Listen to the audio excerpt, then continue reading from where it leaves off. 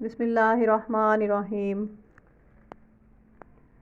مشکوٰۃ المصابیح، کتاب نماز کا بیان، باب نماز کا بیان، حدیث نمبر 578۔ ترجمہ۔ حضرت عبداللہ بن عمرو بن عاص رضی اللہ تعالیٰ عنہ نبی صلی اللہ علیہ وسلم سے روایت کرتے ہیں، آپ صلی اللہ علیہ وسلم نے ایک روز نماز کا ذکر کرتے ہوئے فرمایا، جس نے نماز کی حفاظت و پابندی کی تو وہ شخص کے لیے روز قیامت نور، دلیل اور نجات ہوگی، اور جس نے اس کی حفاظت و پابندی نہ کی تو روز قیامت اس کے لیے نور، دلیل اور نجات نہیں ہوگی، وہ قارون، فرعون، حامان اور ابی بن خلف کے ساتھ ہوگا۔